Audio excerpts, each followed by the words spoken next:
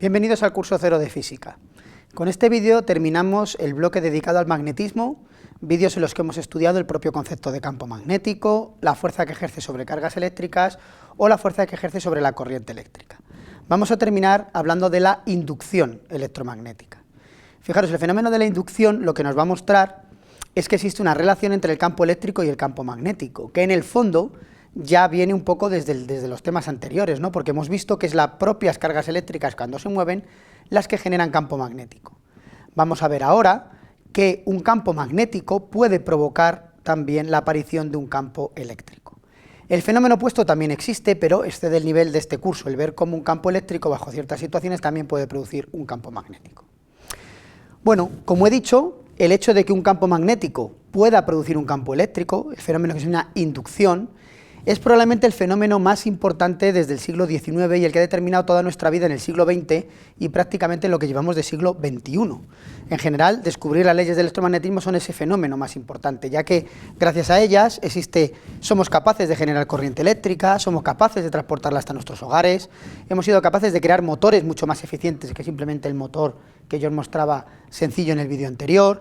Gracias a ello, además, hemos sido capaces de crear, manejar, recibir ondas electromagnéticas, es decir, todas las telecomunicaciones, también el almacenaje de información o la computación.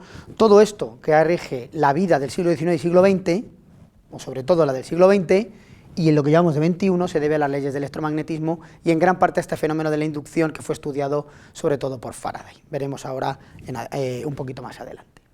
¿En qué consiste el fenómeno de la inducción? Bueno, imaginemos la siguiente experiencia. Imaginaos que yo tengo una espira que no está conectada a ningún tipo de pila ni nada parecido, y yo coloco un imán.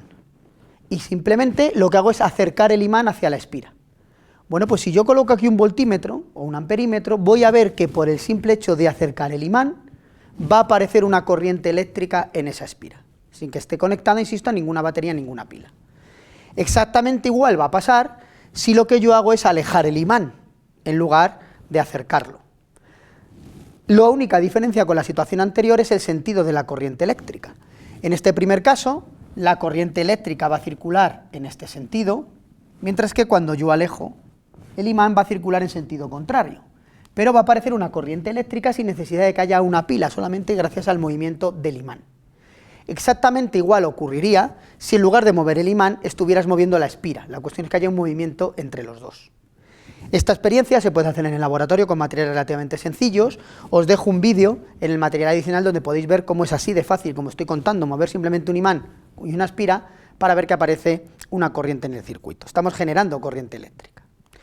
Bueno, esto lo explicaron Lenz y Faraday en su famosa ley, la ley de Faraday-Lenz, que nos dice que cuando varía el flujo magnético que atraviesa el circuito, de este término, variación de flujo magnético en el tiempo, va a aparecer en el circuito lo que se denomina una fuerza electromotriz, una especie de voltaje, que si lo divido por la resistencia del circuito me va a dar la corriente que se está induciendo en ese circuito. Es decir, siempre que hay una variación de flujo magnético, va a aparecer una corriente inducida en el circuito sin necesidad de que haya una pila o una batería. Este signo menos que aparece delante, lo que nos dice es que es opuesto. Cuando el flujo aumenta, va a aparecer la corriente en un sentido, mientras que cuando el flujo disminuye va a aparecer la corriente en el sentido contrario. Y siempre ese menos nos dice que esa corriente aparece en el sentido en el que se opone a ese cambio de flujo magnético. Detrás de esto está la ley de la conservación de la energía, pero excede un poco el nivel de este curso mostrar esta relación. Volvamos a las experiencias que os he mostrado. Imaginaros que yo acerco el imán a la espira. A medida que lo acerco, más líneas de campo magnético atraviesan la espira, porque recordad que las líneas se van abriendo a medida que me alejo del imán, puesto que el campo magnético disminuía con la distancia. Luego, cuando yo acerco el imán, lo que está ocurriendo es que más líneas de campo magnético atraviesan esa espira. Hay una variación de flujo magnético. Bueno, eso va a provocar entonces la aparición de una fuerza electromotriz y de una corriente inducida en el circuito. Y según el menos que hemos visto, nos va a decir que se opone a la causa que lo produce. Fijaros que a medida que yo lo acerco, entran más líneas. Pues va a aparecer en la espira una corriente que va a ir en este sentido, porque si recordáis, una espira en la que la corriente circulaba en ese sentido creaba un campo magnético en este. Y por tanto, de esa manera se opone al hecho de que las líneas de campo magnético estén aumentando, creando un campo magnético cuyas líneas van en la dirección contraria. Si nos venimos a este ejemplo, cuando alejábamos el imán, las líneas de campo magnético que atraviesan la espira disminuyen, cada vez son menos, porque las líneas se van abriendo y son cada vez más separadas unas de otras. Al alejar el imán, el flujo magnético disminuye, el que atraviesa la espira. Al haber un cambio de flujo magnético aparece una corriente inducida que ahora va a oponerse de nuevo a la causa que lo produce. Si cada vez entran menos líneas, lo que quiere es que le vuelvan a entrar más.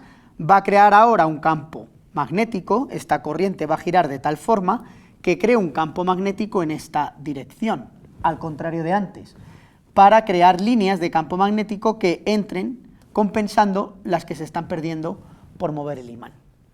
Luego veis que cuando hay un movimiento entre los dos, va a aparecer unas corrientes inducidas que se oponen a la causa que lo produce. ¿En qué más situaciones se puede producir una variación de flujo magnético? Hemos visto que si hay movimiento de uno a otro lo hay, pero hay más razones. Por ejemplo, podríamos hacer variar el propio campo. Claro, si el campo magnético cambiara, en vez de tener un imán, imaginaos que es el campo magnético de un electroimán, que hemos visto antes que regulando la corriente que circula por él, crea más o menos campo magnético. Bueno, como estaría variando el campo magnético, habría una variación de flujo y aparecería una corriente inducida en la espira. También podría ocurrir que el tamaño del circuito cambie. Imaginaos que la espira se deformara. Bueno, pues entonces menos líneas le atravesarían, o más, según cómo se deforme, aparecería una corriente inducida. También podría ocurrir que cambiara la orientación. Imaginaos que el campo magnético va hacia allá y la espira está así, le atraviesan muchas líneas. Pero si de repente la espira se pone así, un poquito de la olla le atraviesan menos.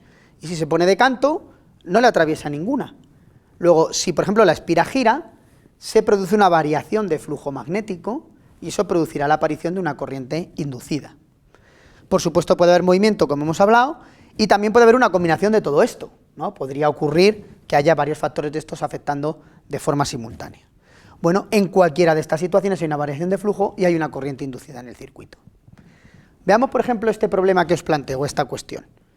De estas 4 situaciones, ¿en cuáles aparece una corriente inducida en la espira? En la primera, el imán lo alejo de la espira. En la segunda, el imán está quieto, pero la propia espira es la que está cambiando de tamaño, haciéndose cada vez más pequeña. En la situación 3, el imán está quieto, pero ahora la espira lo que hace es girar. Pero ojo, gira simplemente así, describiendo un círculo en esta dirección. El campo magnético viene así, y la espira empieza a girar de esta manera. Y la última opción es que sea el imán quieto y es la espira la que se acerca. Bueno, os animo a parar un momento el vídeo, pensar un poco sobre ello y responder a la pregunta.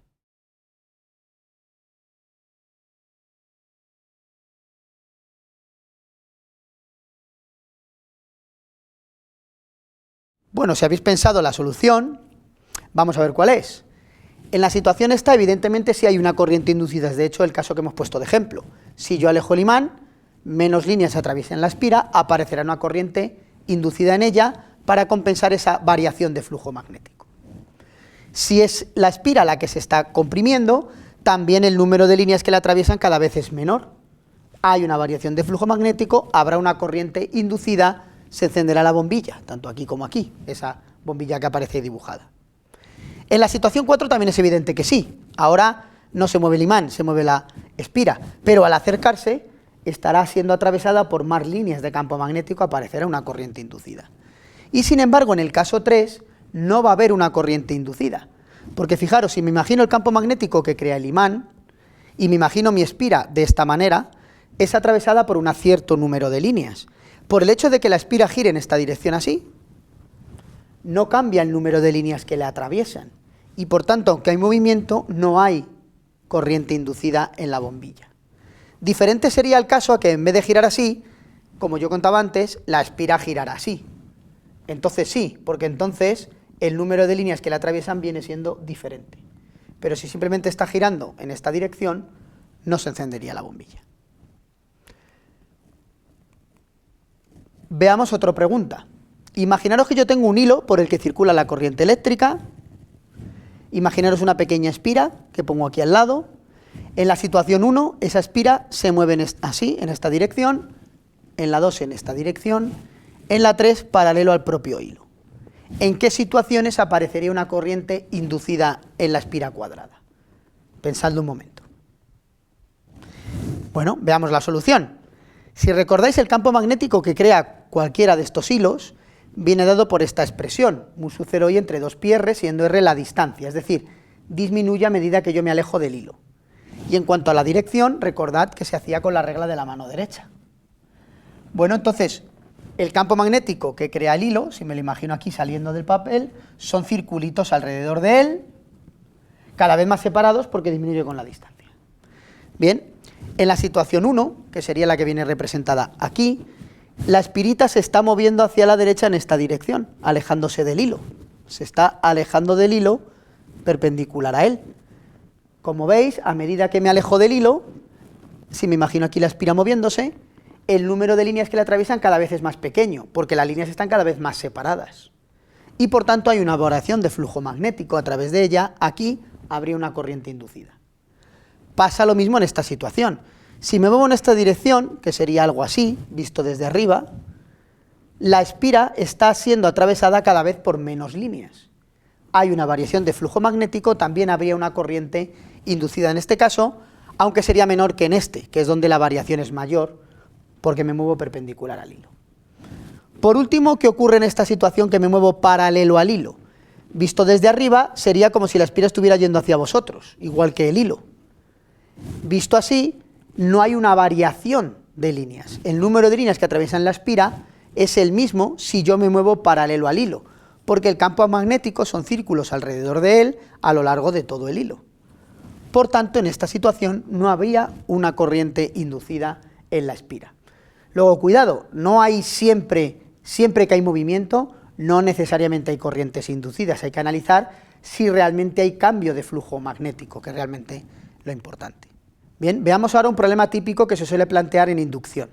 Imaginaros que yo tengo una especie de circuito formado por esos raíles conductores y otra barra conductora que la ejerce una fuerza sobre ella y por tanto se mueve con esta cierta velocidad hacia la derecha. Y todo ello está en presencia de un campo magnético, como viene representado por estas X, que está entrando en el papel. Fijaros que a medida que la barra se mueve hacia la derecha, el número de líneas de campo magnético que atraviesan esta espira cuadrada cada vez es más pequeño. Al haber, por tanto, una variación de flujo magnético a través de esa espira cuadrada, aparece una fuerza electromotriz inducida y, por tanto, aparece una corriente inducida en el circuito, que, como nos dice este menos, se va a oponer a la causa que lo produce.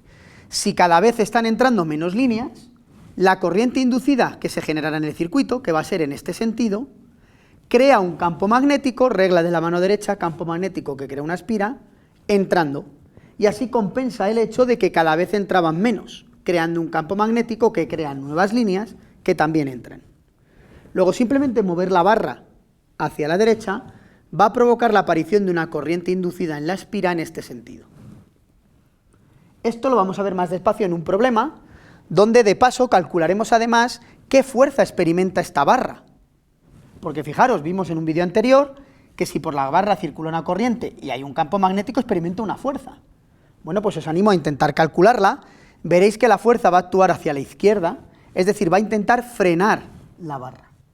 Al mover yo la barra, por tanto, hacia la derecha, genera una corriente inducida que a su vez produce una fuerza que va frenando la barra hasta que se para.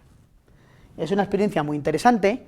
Es un problema además también muy interesante que resolveremos más despacio, y haremos también una experiencia que se denomina el tubo de Lenz, que tiene mucho que ver con esto que acabo de contar en un vídeo posterior. Para terminar, quería mostraros cómo también este mismo fenómeno sirve para generar, por ejemplo, la corriente alterna. Si yo tengo dos imanes que crean campo magnético, aquí hay un intenso campo magnético del polo norte hacia el polo sur del otro, y coloco una espira cuadrada, pero la hago girar, fijaros que voy a provocar la aparición de una corriente inducida, porque al girar la espira van variando el flujo magnético que la atraviesa. Va a aparecer una corriente inducida en el circuito. Esa corriente inducida, además, debido al giro, va a cambiar de sentido en cada medio giro, y eso va a producir la aparición de una corriente alterna, en vez de una corriente continua. De hecho, a un sistema de este estilo se denomina alternador, y de hecho, de esta manera, en esencia, funciona la generación de la corriente eléctrica hoy en día. En las centrales, por ejemplo, eólicas, los molinos eléctricos, lo que hace el aire es girar las aspas del molino que están conectados a una espira, que está, a su vez, hay imanes. Al girar la espira y en el interior haber un campo magnético, se produce una corriente eléctrica. Si girar la espira, en vez de hacerlo el aire, lo produce, por ejemplo, la caída de una columna de agua, tenemos una central hidroeléctrica, ¿vale? Esto sería en realidad como el esquema más simplificado de una turbina. Si, por ejemplo, tenemos una central térmica o una central nuclear, es vapor a gran presión el que hace girar la turbina. Toda la generación de corriente eléctrica que utilizamos hoy en día, en el fondo, se basa en la inducción, se obtiene de una manera u otra a través de un mecanismo de este estilo. Para acabar, os dejo bastantes vídeos muy interesantes que os recomiendo ver. Los primeros nos explican cómo funciona el alternador, que yo he mostrado ahora, con simulaciones, con experiencias, que son muy interesantes, o incluso cómo se utiliza el fenómeno de la inducción para transportar la energía hasta el hogar, que decía antes. Cómo eso sirve para pequeños voltajes, transmitirlos a altísimos voltajes, que son las líneas de alta tensión, donde hay menos pérdidas de corriente, y luego antes de nuestras casas volver a bajar esa tensión a los 240 voltios que utilizamos nosotros. Podéis ver que todo eso se basa en la idea de la inducción. También os dejo algún vídeo relacionado con el tubo de Lenz, experiencia que veremos también en un vídeo posterior, y también algunos otros vídeos de otros experimentos o la explicación de cómo funcionan esos pequeños motores eléctricos que hablamos en algún vídeo anterior, que en el fondo también se basan en el fenómeno de la inducción. Espero que el vídeo os haya resultado interesante. Hasta pronto.